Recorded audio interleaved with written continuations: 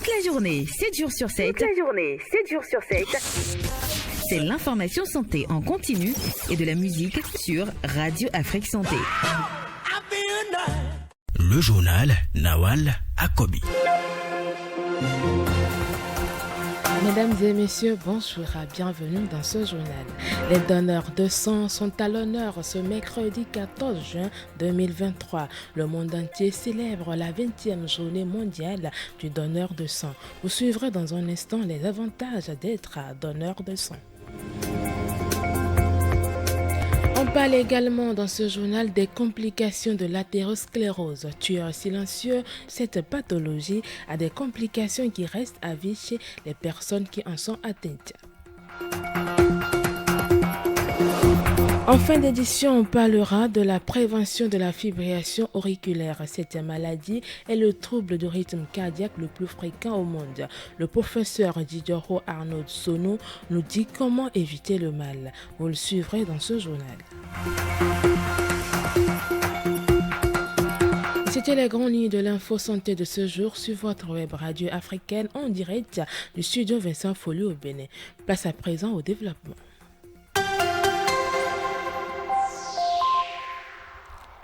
La communauté internationale célèbre ce mercredi 14 juin 2023 la 20e édition de la Journée mondiale du donneur de sang.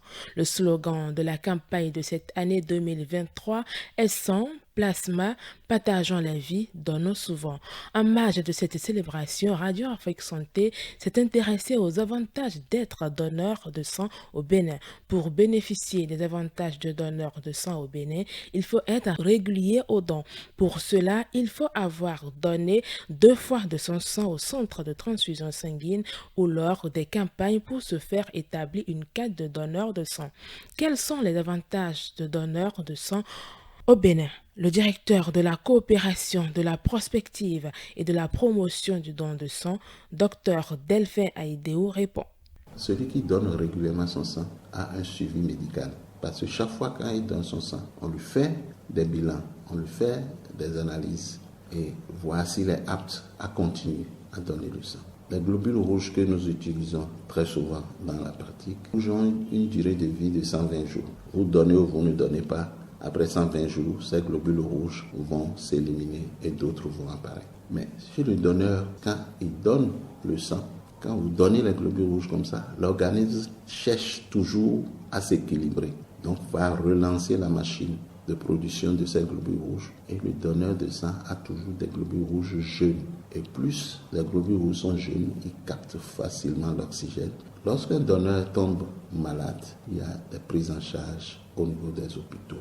Le minimum qu'on peut faire, les consultations et orienter vers des spécialistes et les suivre au cas par cas. S'il arrive les cas où c'est un donneur de sang ou bien sa famille sont dans le besoin d'être transfusés, il se présente dans n'importe quel centre de santé qui transfuse, il va recevoir le sang gratuitement. Il faut remplir certaines conditions pour être accepté en tant que donneur bénévole de sang. Le directeur de la coopération, de la prospective et de la promotion du don de sang, Dr Delphin Aïdéou, énumère ici les personnes habilitées à faire un don de sang. Il faut d'abord adhérer à nos 5 principes éthiques. Volontariat, bénévolat, l'anonymat, l'absence de profit et la responsabilité. Lorsque tu acceptes ces 5 principes éthiques et tu te sens en bonne santé, tu dois peser au moins 50 kilos avant de se présenter au centre de transfusion sanguine. Et lorsque vous arrivez dans ces centres où on prélève et que vous pesez au moins 50 kilos, vous allez vous présenter et ils vont vous prendre les questionnaires. Vous allez répondre sincèrement au questionnaire et signer.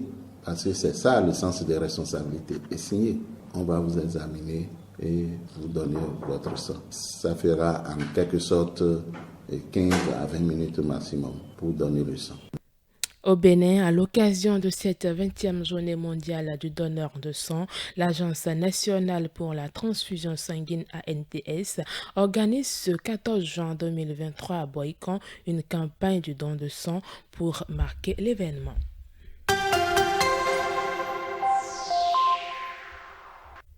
On parle à présent des complications de l'athérosclérose. L'athérosclérose reste en général longtemps silencieuse sans présenter des signes jusqu'à ce qu'une artère soit obturée selon les spécialistes.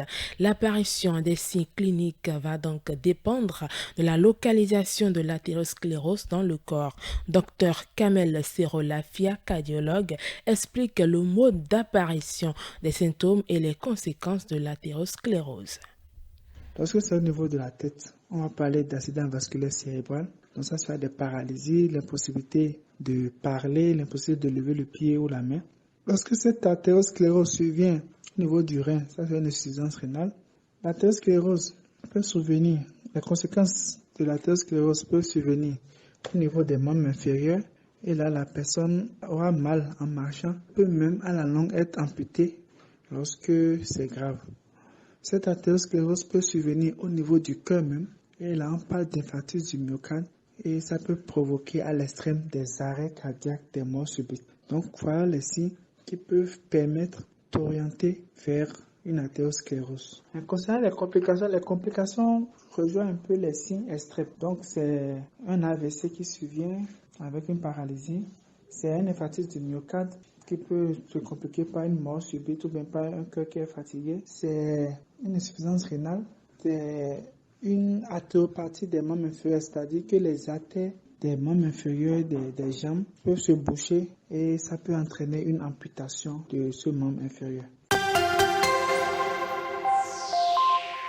Aussi appelée fibrillation atriale, la fibrillation auriculaire FA est le trouble du rythme cardiaque le plus fréquent. Elle touche au moins une personne sur 100, tout comme l'insuffisance cardiaque et la crise cardiaque. La FA est un facteur de risque important des accidents vasculaires cérébraux AVC. En effet, lors de la FA, les oreillettes ne se contractent plus normalement. Le sang y séjourne donc plus longtemps et des caillots peuvent se former dans la cavité. Les caillots peuvent être dispersés dans la circulation. Si un tel caillot voyage jusqu'à une artère du cerveau, il peut en résulter un AVC. L'obésité, l'hypertension artérielle, les problèmes cardiaques, l'apnée du sommeil sont entre autres les causes de la fibrillation auriculaire. Le professeur Diderot Arnaud Sonou, cardiologue et enseignant à l'université d'Abomey-Calavi, attire notre attention sur quelques moyens de prévention de la fibrillation auriculaire. Pour bien lutter contre la prise de poids anormale, qu'est l'obésité, vous savez qu'il faut manger sain, équilibré. Il ne faut pas manger trop salé, trop sucré, trop gras. C'est un message que nous véhiculons en boucle depuis plusieurs années. Il faut régulièrement, au moins 2-3 fois par semaine, pratiquer une séance d'activité physique, 30 à 45 minutes de marche. C'est ce que l'Organisation mondiale de la santé recommande de faire tous les jours. Pas forcément de la marche rapide ou bien de la marche fourragère comme les militaires le font, mais c'est juste de la marche à pas de promeneur. Ça aide beaucoup à prévenir ce genre de pathologie. Il faut évidemment, pour ceux qui fument la cigarette, il faut l'arrêter tout de suite. Pour ceux qui souffrent déjà du diabète, il faut bien prendre en charge cette affection. Et puis pour ceux qui n'en souffrent pas, il faut adopter un mode de vie sain pour que ce genre de choses n'arrive pas. Puisque ce sont ces pathologies qui créent le nid à la survenue de la fibrillation atriale. Le risque de développer une fibrillation augmente avec l'âge. Pourtant, on enregistre de plus en plus des patients jeunes souffrant de la FA. Cette FA dite du samedi soir est due à la consommation excessive d'alcool chez les jeunes, selon les explications du professeur Diderot Arnaud Sonou. Il n'est pas rare d'avoir des jeunes patients qui commencent à sentir des battements anormaux dans le cœur quelques heures après avoir avalé une grosse quantité d'alcool. Et c'est des gens qui souffrent donc d'une fibrillation atriale qui survient sur cœur absolument sain. Puisque le seul facteur favorisant trouvé à ce moment-là, c'est la consommation excessive d'alcool.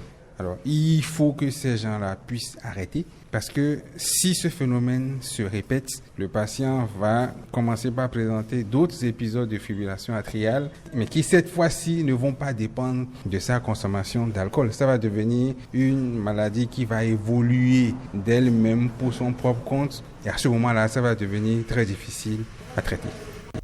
Il faut dire qu'en dehors de la consommation abusive d'alcool, une prise de drogue, un épisode de fièvre, une électrisation, une intervention chirurgicale ou une activité physique intensive en excès peuvent aussi déclencher la FA chez les jeunes. Ainsi prend fin cette édition d'information, présentation Nawal Akobi, réalisation Tibus à Renon. Les programmes se poursuivent sur le site radioafriquesanté.com.